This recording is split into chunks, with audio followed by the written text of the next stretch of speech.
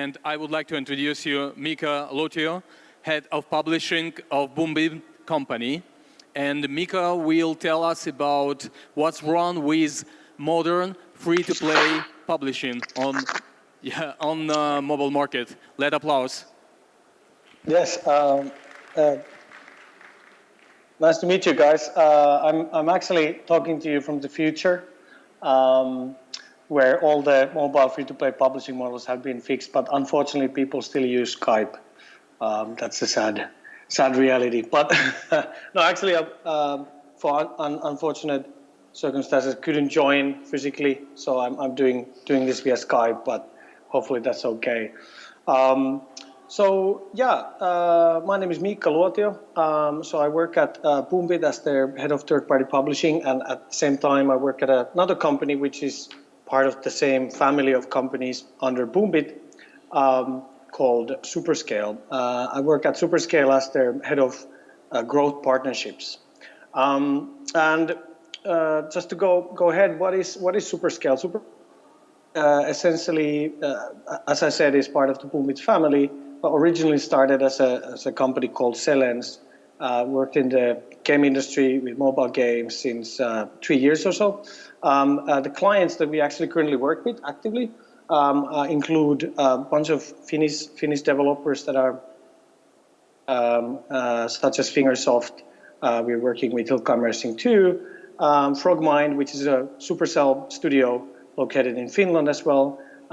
We're working with their new title, Badlands Brawl.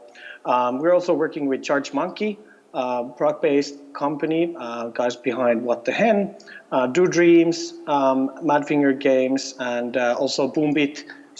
The relationship between Celens and BoomBit started as a client relationship, and now today we're kind of part of the same family. A little bit shortly about Superscale. So we have over 55 people. Most of them are located in Bratislava, Slovakia. We have a small office in Prague. I'm based in Berlin myself, where I'm actually calling you guys today. So greetings from Berlin. We also have an office in London, and finally BoomBit main office is in Gdansk, which is also part of the operations that we work with for Superscale. Some of our leadership team, including me, there's Ivan Transik, our CEO, who's the founder of and CEO of Celens originally. Ivan's second in command, Alspeta, who's head of our UA, Mate, who's running our UA team, and Jakub, who's head of our business intelligence. So let's dive straight into it. So essentially, I mean, some of you guys may have worked with publishers, some of you may have not, and this is specifically mobile free-to-play. So there's a few things, if you've been around, and especially if you work with publishers before, you know that the usual deal is a 50-50 deal with from the revenue share or profit share. It depends on the publisher how they interpret that. But we at Superscale believe that there's a lot of things that need to be fixed in the models of how publishers work with developers. And namely to empower developers, really. And this is something that is long overdue. I talk with a lot of developers these days on mobile free-to-play, and increasingly many have, the last couple of years, I've heard repeatedly from a lot of people that, hey, we're not really in it for the standard publishing deal. They're looking for something else. And that kind of those kind of conversations, together with Ivan, who's heard the same from a lot of developers, we started discussing like, okay, what can we do? There's a problem, and how do we fix it? I mean, there's many ways to fix that, and one of the kind of starting from what actually needs to be fixed. So most of the publishing partners that work with mobile free-to-play games usually stare only at the gross revenue, or when they do user acquisition for mobile games, they look at the actual gross return of ad spend, gross ROAS. And we kind of decided like, hey, actually that's kind of a wrong way to look at it. If you kind of split revenue from a gross angle, you're kind of ignoring all the proceeds from the platform and all of that. And instead, we decided to focus on the net ROI, so net return of investment, which is really like a sum of efforts and costs and including marketing costs, and what is the kind of return that you get out of that. And this is how most developers look at their kind of performance as well. So we wanted to kind of align and let's forget about that classical thinking, because we felt that needs to be fixed. Also, one thing that we realized that is wrong and could be better, not necessarily wrong, but could be better, is the fact that when you're thinking about revenue or profit share, what if instead you would be able to think about percentage of uplift, and by percentage of uplift I mean, how much as a partner, as a publishing partner, you can create revenue uplift in terms of net profits to a developer, instead of looking at the total revenue made. So how much you can do things, and what is the direct impact of those things to the game. That matters more, because one of the key problems as well that needs to be fixed is the fact that you're entering a 50-50 deal in a classical publishing deal. You're basically expecting that the publisher will be doing their part, where they are actually eligible for that 50% share. But in truth, that is not always the case. You hear publishers having to prioritize projects, where some projects that are, in some cases, generating less revenue, they really don't deserve the 50% in those cases. So we were thinking like, that's something that needs to change, in our opinion, that we need to actually make it more driven by the value and actual performance-based results that we can drive, defines, for example, the incentive that we get at Superscale. Also, a big problem right now is that if you want to self-publish and you want to do it on your own, but you still need help, there is no true white label publishing partners out there right now. And like by true, I mean people who can do all the publishing services, and at the same time, you can actually keep the game in your iTunes or Google Play account under your developer account. So that just doesn't really exist. So we that's just silly, because there's a big opportunity for that. And also most of these classical publishing deals seem to be, either you take it all or go home. So you gotta sign up for all their services, even if you don't necessarily need all their services. And in cases of medium to large developers, that is usually the case. Why would they need, if they have their own, live ops department, why would they need to give 50% of revenue share for publisher? Because they already have people on that side. So, that's also, we feel that is something that needed to be fixed. And again, just illustrating here, for example, like when you're looking at a game in the graphs, as you see on the slides, you're looking after global launch. What usually happens is, in a usual model, which is the upper graph here, in a usual model, the developer is self-invested on the game for X amount of months, or sometimes even years, over a year, and either got their money from VC or they were bootstrapped. And funded it, and then they made a deal just before global launch or during soft launch, where the publisher enters pretty late into the game and haven't really invested that much to justify 50% share. In that case, usually what happens after global launch is you might have to wait for 2 to 3 months, and even in some cases more, than you actually see any money coming in your account. And we kind of think that that's really wrong. I mean, if you work really, really hard on a game, and because you're just signing a bad deal, your guys are basically still eating porridge for 3 months until you actually get any money from this publishing partner you just signed with. So we think that that's fundamentally wrong. And I think when you globally launch a mobile free-to-play game, a more healthier model, which is the graph below, would look something like this, where you actually you onboard a partner either in soft launch or during global launch, and they come in. They come in based on the results that they can show that they can do after launch. Because usually, I mean, if you get a featuring, you might not even need UA, for example, user acquisition, and also that it allows you to grow, so that you start seeing revenue from day one with a white label publishing partner. I think we felt was important, that we felt that, like, okay, let's fix that, like, because if you worked on the game for 12 months, it's kind of a big downer if you have to wait 3 months to start seeing some money coming into your accounts. So just to kind of give an overview as well, I already mentioned a little bit about who does what, but there's more publishing partners out there that help you than just regular publishers. There's also user acquisition agencies out there a lot that kind of help you scale your game up after it's launched. There's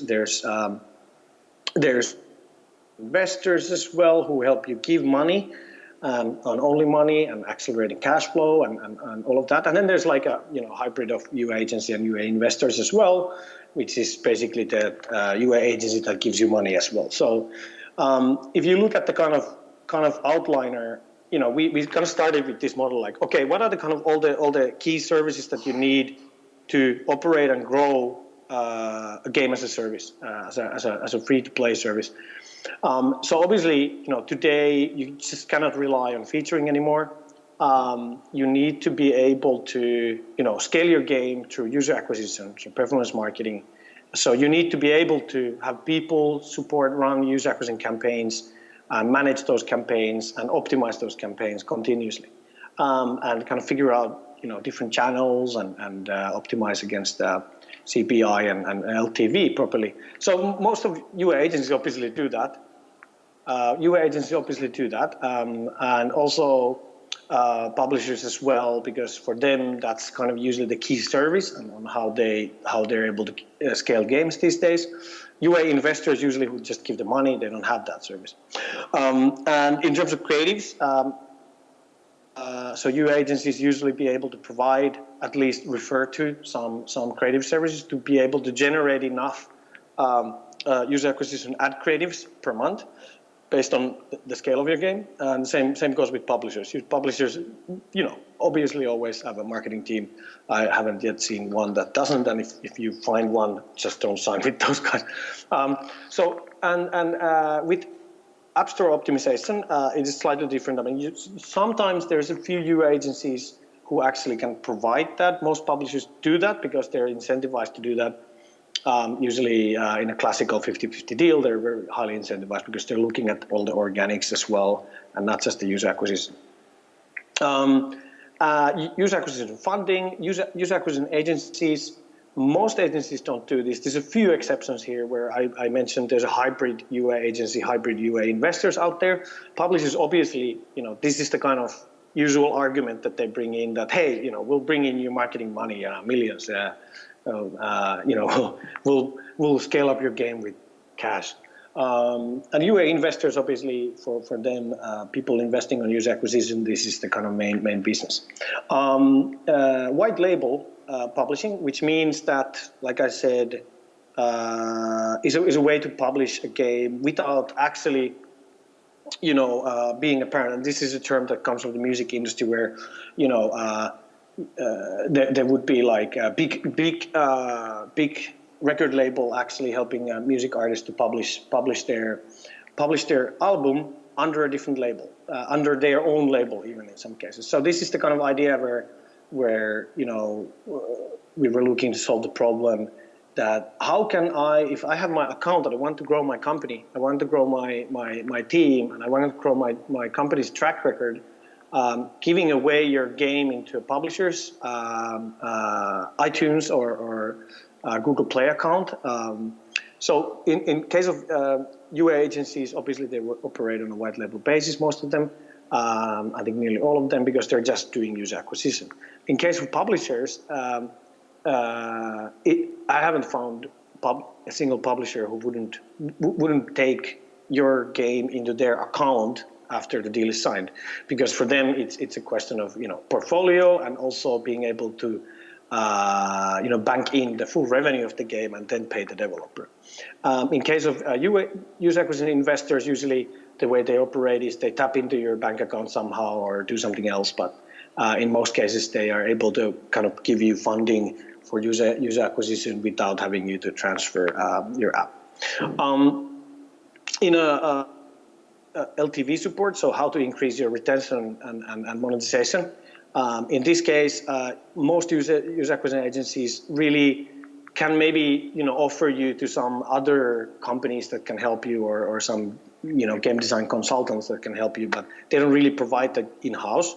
Publishers do, obviously, because for them, again, they're incentivized by the 50-50 deal to improve retention and monetization because it's under their account. User acquisition investors obviously don't care about that because they're just giving you the marketing money. When it comes to live operation, live ops optimization, and this is like when your game is live and you start getting data of your players, you start segmenting them, you start optimizing, for example, offers that the players are seeing based on their behavior, and to simply optimize monetization of the game, so which is increasing the LTV again. When it comes to user acquisition agencies, they don't usually do that. Publishers, yes, because again they're incentivized. UA investors, no. When it comes to analytics infrastructure, I think this is an interesting part that I've actually noticed, that even some publishers don't really provide analytics infrastructure, and certainly user acquisition agencies very, very, very rarely. I haven't seen any real full analytics infrastructure solutions that they would offer, and this is something that I think is kind of lacking out there. And actually, Cellens, which Superscale used to be called Cellens, started with analytics infrastructure and expanded services into other areas as well. So the beginnings of Cellens was actually on that side. Free user acquisition test, and this is something that usually new agencies offer to you and publishers sometimes. So they offer you to do a test for free, when the game is live or when the game is in soft launch. When it comes to cross promotion, this is also very interesting. There's some UA agencies that kind of promise that, and they promise through mediation and cross platform to tap into different game networks. Publishers certainly do that more often, I would say, because usually they have their own portfolio, and if they have games that fit, they're incentivized to again acquire players from their own games because your game will be in their account. So that's something that they offer. In terms of the kind of models that I'll be talking shortly, percentage of LTV uplift. So as I mentioned previously, the problem that we're fixing is trying to fix that there isn't really any players out there who are actually providing a model where they would actually take a cut only on the amount that they generate on top of your baseline revenue. So the actual work that they do and the actual results they do, they take a cut out of that. So there's no players out there who do that right now. And also when it comes to user acquisition, most user acquisition agencies operate on either a percentage of spend fee, which is dependent on your monthly user acquisition spend. They take a certain percentage of that. Publishers, obviously they work on a 50-50 rev share or profit share deal basis. So there really isn't players out there who actually do percentage of net UA profit level, where you actually, the way that works is like when you actually run, profitable net ROI profitable campaigns, that's when you actually take a cut, take an incentive. So that's something that we also noticed that there's a big lack of, and we wanted to introduce that model. And also when it comes to user acquisition, this is an interesting question, because there's a few user acquisition agencies out there that will ask to get basically count in your organics revenue from your organic players and not just the paid user acquisition traffic. So in terms of players who are out there who actually ignore that, I mean, UA agencies, yes, there's a lot of them that only take their fee from the actual paid user acquisition traffic.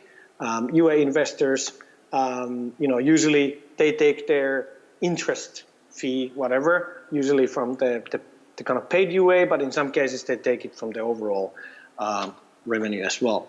And then finally, talking about soft launch incubation, this is like, okay, when you make a deal, your game is in soft launch and you need help, you need marketing tests, you need insights, like see how the game is improving as you are finalizing the game for global launch. User acquisition agencies rarely do that. Publishers do that quite often because they want to be in early.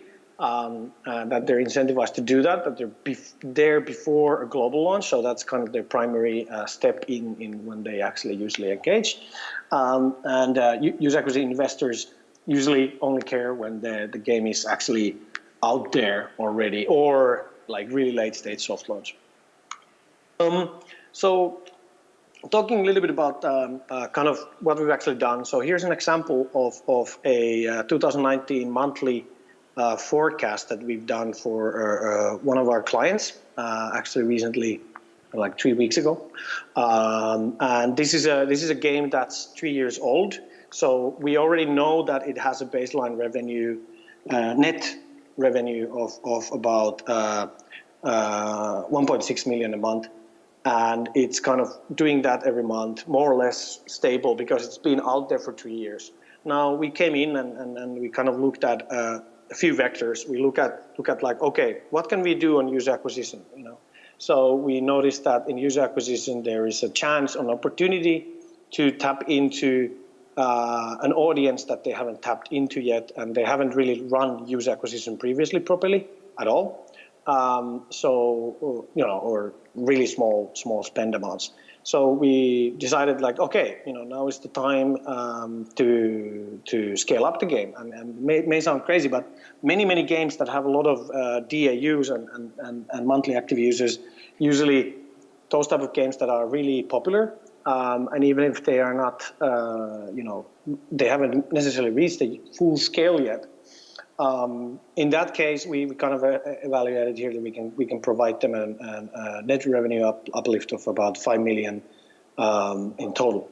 We also kind of help them to ship their game into these offline stores. And offline stores are, kind of out there, these kind of distribution companies that distribute their companies to these countries that don't necessarily have payment penetration for iOS and Google Play, and that they kind of operate differently, that people don't have credit cards that they put in. There's countries such as, Latin America and Africa where these kind of offline stores operate better. So, we're able to provide an uplift there. They're taking their game there as well. They didn't even think about it before. And also one thing that we noticed with the same client is that, these are your, look at their ad revenue was a significant portion of the game. So then we kind of decided that, okay, as a white label publishing partner, we're interested in helping them in every single way. And we noticed that the eCPMs they were paying were just ridiculously high. And we realized that, okay, we know we can make their basically their eCPM waterfall much better. So essentially, we were able to negotiate them an uplift on the ad revenue over $3 million. On the live operation optimization, we kind of realized we did 2 tests for this particular partner, and the partner, we did 2 tests, generated an extra $100,000 revenue, and this was just test. So based on this test, we realized that, okay, if we segment the players properly and optimize and improve the way they are seeing in-game offers, we can generate an uplift of about 2.5 million for them. So this is kind of like a value proposal that, hey, this is what we can do for you in 2019. We don't care about the baseline revenue. We only care about the uplift that we generate, and we're gonna want to be incentivized based on the uplift, not on the baseline, not the full revenue. So that's kind of as an example what we did recently with the client. So talking kind of more deeply.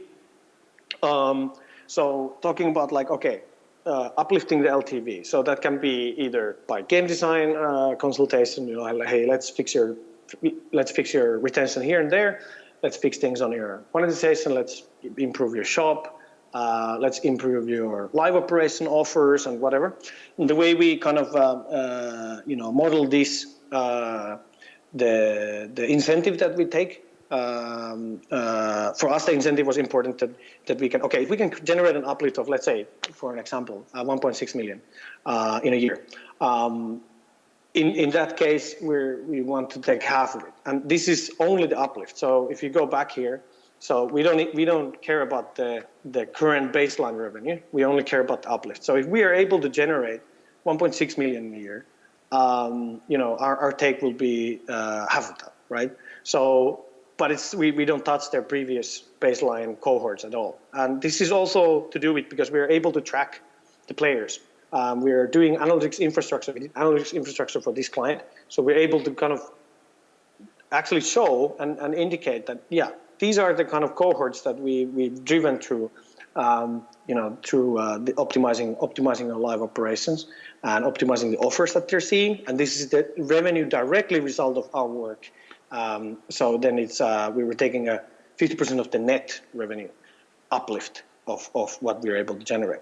In the case of user acquisition, it's similar approach, but in user acquisition we essentially what we came up with is we call it a kind of a regressive UA tax of sorts. So when we are doing net ROI positive campaigns, only then, if the campaigns are not net return of investment positive, we're not even taking a fee. Because, again, we want to be incentivized by the fact that we're able to generate and operate and run profitable campaigns, net profitable campaigns for the developer or publishing partner. So in this case, we basically scale regressively. The rate goes down, it starts higher, and it goes from 50% of the net UA profit down to 15% in most cases. And as the higher the net ROI is, the lower our percentage is going to be. So it actually allows you to grow in the UA. So it's not a flat 25, even on the tail end. So actually, if we manage to make your game like 300% net ROI positive, our fee is going to be much lower than it was when it was net ROI 10%. So this is kind of made based on the fact that we are still incentivized. We're highly incentivized to run those profitable campaigns. The more profitable the campaigns, the more incentivized our user acquisition guys are going to be. So we're kind of more in the same boat like the developer. And you can almost think like, yeah, actually, in most cases, the developers, if they have their own user acquisition people, are usually incentivized by the same model. So it's more almost like an extension of their user acquisition team. And just to kind of sum up, the kind of percentage net profit example here, you can see like there's again the client baseline, the client uplift that we provide, and this is like a monthly revenue. And then you can see the fee. Our fee does scale up, but it scales up only in proportion to scaling up the uplift. So it's a completely new model, and we kind of created this model based on discussing with our existing previous clients that we worked with in helping them improve their analytics infrastructure, such as FrogMind and Fingersoft. We figured out like, okay, this is actually a model that makes much more sense than the publishing models, make much more sense than the models that user acquisition agencies provide, and let's make something new. Let's be bold, and so far it's proven to be quite popular, at least with the Finnish clients. So talking about what is Superscale, what do we offer? I mean, you kind of probably got it in between the lines. We offer basically full user acquisition funding. We offer the campaign management. as well ad creatives.